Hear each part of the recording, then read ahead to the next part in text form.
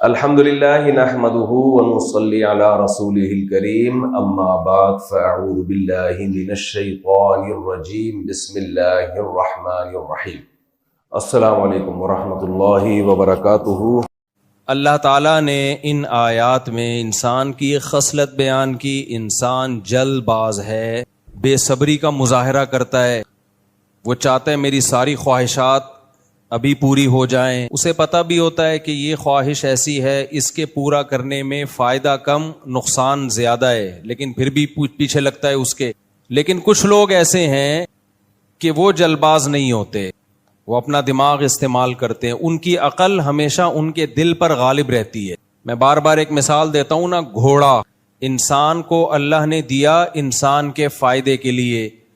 پیدل اگر آپ سفر کریں گے بہت ٹائم لگے گا، گھوڑے پہ سفر کریں گے تو وہ سفر بہت آسان بھی ہو جائے گا، مزیدار بھی ہوگا، اس میں آپ کی ایک زینت بھی ہے۔ گھوڑے کی پشت پہ سوار ہو کے جب آپ ٹریولنگ کرتے ہو تو ارطغرل جیسے نظر آتے ہو آپ، ایک اچھا بھی لگتا ہے، رشتوں میں آسانی ہوگی آپ کے لیے۔ اعز مقام فی الدنا سرج سابح وخیر جلیس فی الزمان کتاب۔ متنبی نے کہا سب سے بہترین مقام مرد کے لیے تیرتے ہوئے گھوڑے کی پشت ہے، اور سب سے بہترین ہمنشین کتاب ہے۔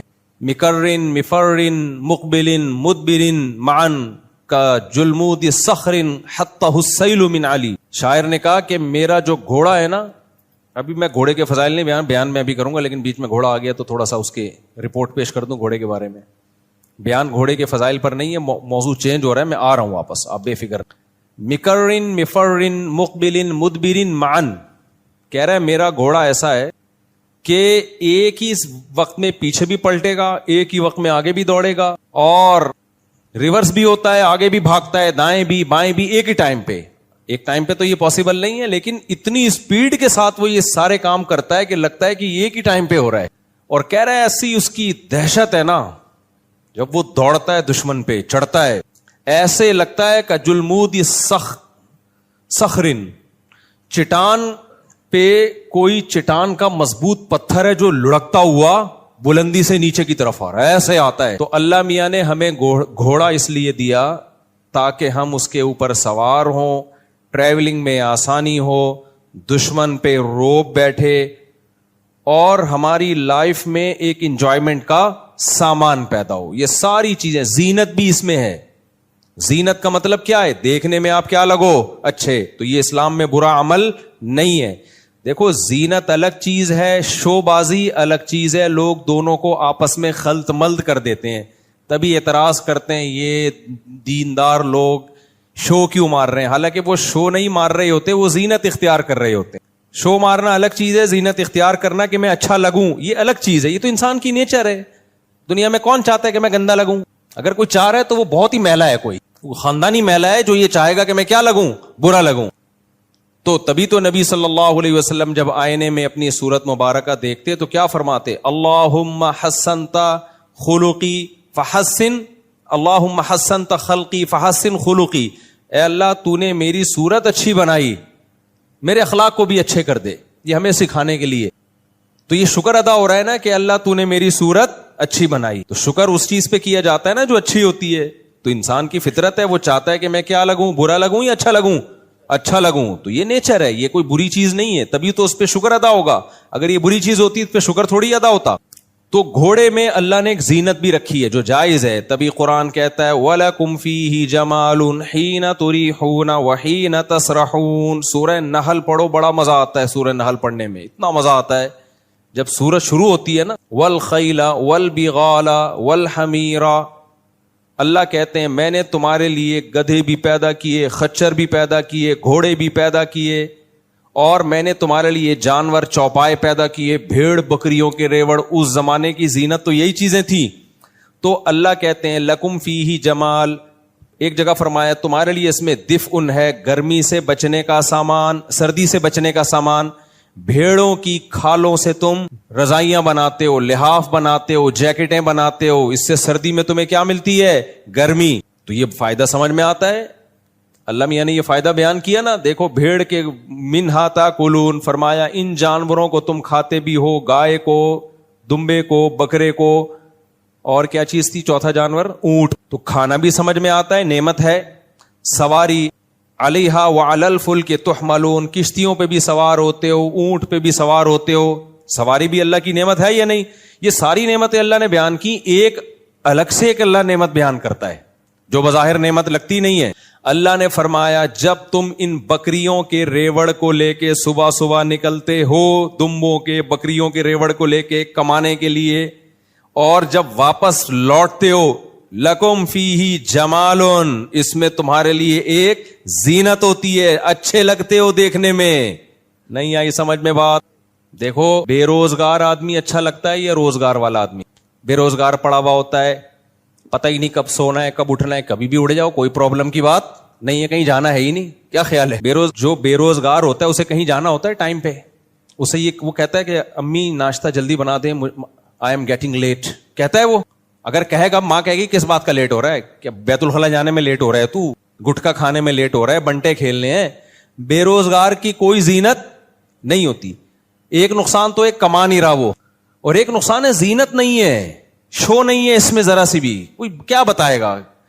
روزگار والے آدمی کو دیکھو اللہ نے بہت بڑا احسان کیا. روزگار اللہ کی بھلے ریڑھی لگاتا ہو، ٹماٹر بیچتا ہو، کہیں چوکیداری کرتا ہو، بے شک قرآن نے اللہ کا فضل تلاش کرنا، تجارت کرنا، روزگار میسر ہونا، اس کو بہت بڑی نعمت کے طور پہ بیان کیا ہے.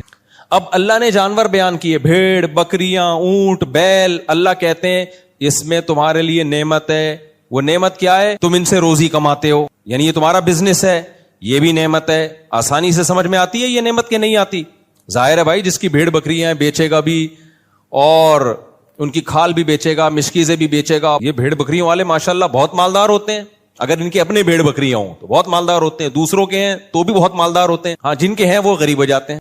کیونکہ میں نے کئی بار تجربہ کیا ہے، اپنی بکری خود پالو تو پلتی ہے، بھیڑ بکری والے کو دے دو تو چھوٹی ہوتی چلی جاتی ہے. وہ میں نے ایک بھیڑ بکری والے کو اپنی بکری دے دی، تھوڑی نا 6-7 مہینے کی تھی. میں نے کہا ریوڑ میں پل جائے گی، بڑی ہو جائے گی تو دے آنا.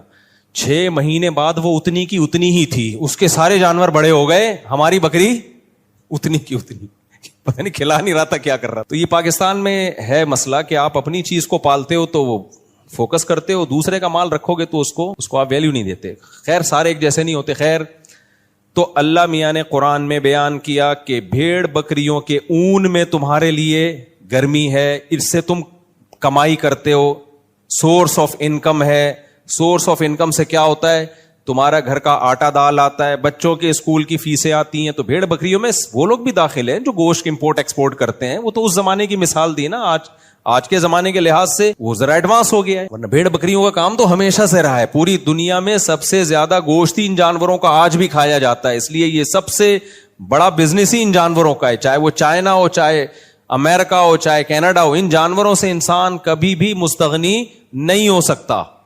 چائنا والوں نے کتے کھا لیے، مگر پھر بھی زیادہ میجورٹی بکرے ہی کھاتی ہے، میجورٹی کتے نہیں کھاتی وہاں پہ. بکرے ہی نیچرل جو انسان کی فطرے گوشت ہے وہ کیا ہے؟ بکرے، دمبے، گائے، اونٹ، یہی ہے. خیر تو اب دیکھو اللہ تعالیٰ نے قرآن میں بیان کیا کہ تمہارے لیے ان جانوروں کے گوشت جس سے تم کھاتے ہو، ان پہ تم سواری کرتے ہو، تمہارے لیے اس میں جاب ہے، بزنس ہے، پیسہ کماتے ہو.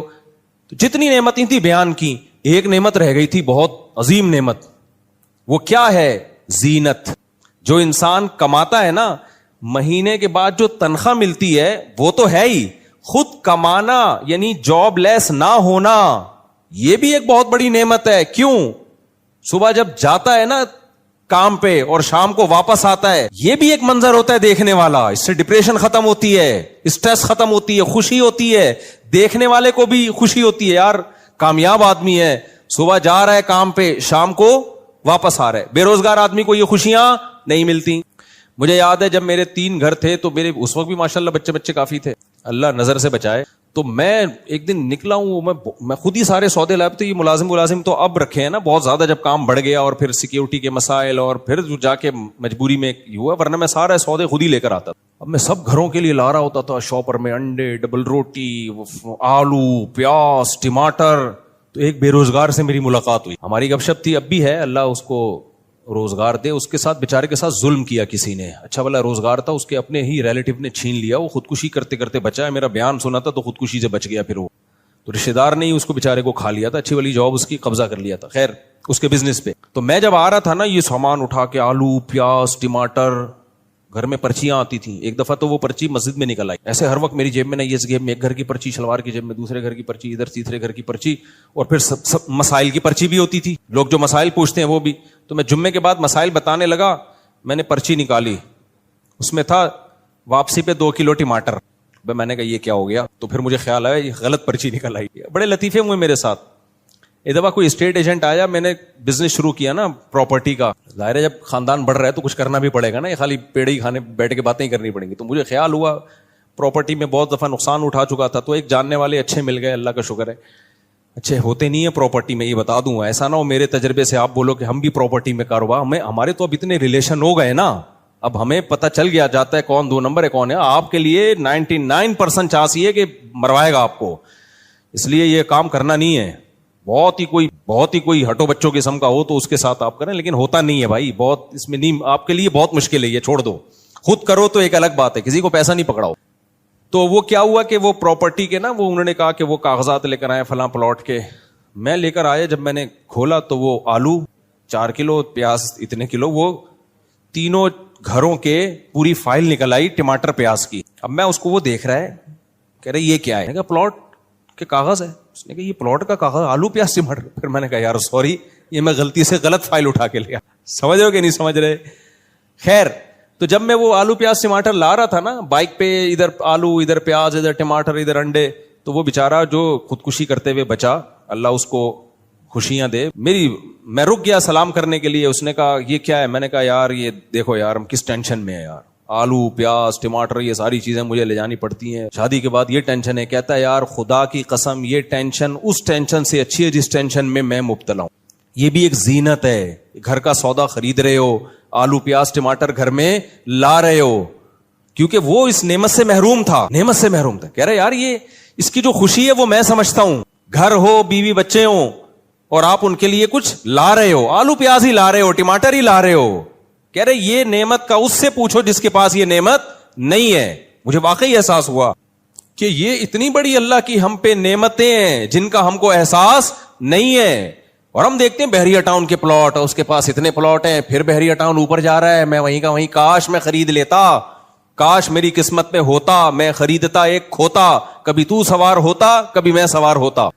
کھوتا سمجھتے ہو, گدھے کو بولتے ہیں. تو کاش میں یہ کر لیتا. او بھائی اتنا بھی اگر توفیق مل رہی ہے نا شادی شدہ آدمی کو کہ گھر میں آٹا دال آ رہا ہے, راشن آ رہا ہے, آپ لا رہے ہو, تو اس کی قدر اس سے پوچھو جو یہ بھی نہیں کر سکتا, تو میں بے روزگار کے وہ بتا رہا تھا آپ کو آداب بے روزگاری کے نا.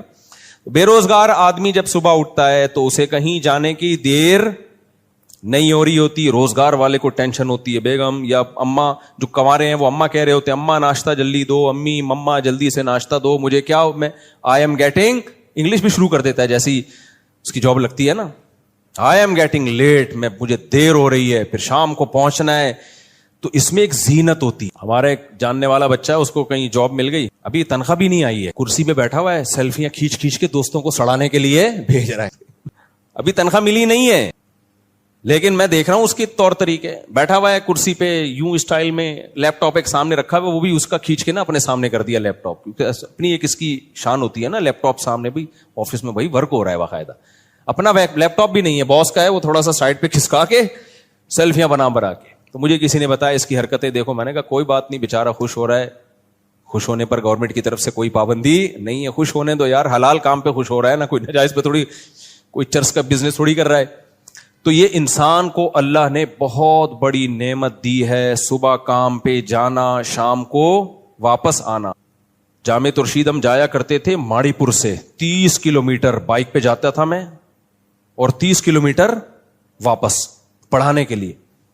مجھے یاد ہے اتنا انجوائے کرتا ہوا جاتا تھا میں, کیوں صبح صبح اٹھے, فجر کی نماز پڑھی نہ, ہماری کلاسیں بھی مدرسوں میں بہت جلدی شروع ہوتی ہیں, پوستیوں کی طرح 12 بجے ٹائم نہیں ہے, 9 بجے آپ لوگ کے یہاں دفتروں میں کام شروع ہوتا ہے, مدرسوں میں 7:30 بجے کلاسیں شروع, اس کی برکت بہت ہوتی ہے.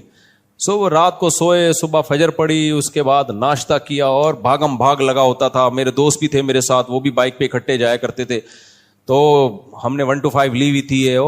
جا رہے ہیں بھائی صبح صبح نا تیار ہو کے, اتنا ایک خوشی محسوس ہوتی تھی, حالانکہ کتنا تھکے ہوئے پہنچتے ہیں, تھکے ہوا پہنچا, پھر شام کو واپس آتے ہوئے ایک الگ راحت ہوتی تھی. اب شام کو کہاں جا رہے ہیں, گھر جا رہے ہیں, گھر جا کے چائے پیئیں گے, تو گھر والوں کے ساتھ بیٹھیں گے, والدین کے ساتھ, بہن بھائیوں کے ساتھ, بیوی بچوں کے ساتھ. ایک عجیب اس میں اللہ نے لطف رکھا ہے. دیکھو آپ کی کھوپڑی اگر صحیح کام کر رہی ہے نا, دل میں دنیا کی محبت نہیں ہے, خدا کی قسم اللہ نے انٹرٹینمنٹ کی بہت ساری چیزیں رکھی ہیں جن کو دیکھ کے انسان خوش ہو سکتا ہے. ہمارے ساتھ مسئلہ یہ ہے کہ ہم غلط چیزوں کے عادی ہو گئے ہیں, تو اب ہمیں جن چیزوں میں خوشی ہونی چاہیے ان میں خوشی نہیں ہو رہی. اب کسی کو چرس کی عادت ہو جائے, اس کو بھی روٹی میں تھوڑی خوشی ہوگی. تو یہ اللہ کا معاذ اللہ قصور نہیں ہے, یہ اس کا قصور ہے کہ جس چیز میں اللہ نے بے پناہ لذت رکھی تھی, اس نے اپنے آپ کو نشے کا عادی بنا کر وہ لذت سے اپنے آپ کو محروم کر دیا. اب اس کو تو چرس چاہیے, ہیروئن چاہیے. اسی طرح یاد رکھو اللہ نے حلال میں بہت لذت رکھی ہے, لیکن جس کمبخت کو گناہ کی, حرام کی عادت پڑ جائے, بدنظری کی, فحش فلموں کی, زنا کی, ان چیزوں کی عادت پڑ جائے, پھر اس کے لیے نیچرل لائف میں دلچسپی ختم. ورنہ جو زنا سے بچتا ہے اس کو بیوی بچوں میں ہی اللہ نے بہت اس میں محبت رکھی ہے, بیوی بچوں سے ہی بہت مطمئن ہوتا ہے جب وہ گھر پہ آتا ہے. لیکن جو حرام خوری کی عادت پڑ جائے, گرل فرینڈ کی عادت پڑ جائے, اس کے لیے گھر کی نعمت نہیں, اس کو گھر کا باہر پسند ہے. وہ کہے گا کہیں نالے میں سو جاؤں, گھر میں نہ ہوں. یہ جو حرام کاریاں ہے نا, اس کا دنیا میں عذاب ملتا ہے کہ اللہ اس سے خوشیاں چھین لیتے ہیں. تبھی تو ڈپریشن میں جاتے ہیں. اتنا کچھ ہو کے دولت مندوں کو دیکھو آپ, سب کچھ ہو کے بھی کمبختوں کے پاس, جو دیندار نہیں ہے ان کی بات کر رہا ہوں, سب کچھ ہو کے بھی کمبختوں کے پاس سکون نہیں ہے.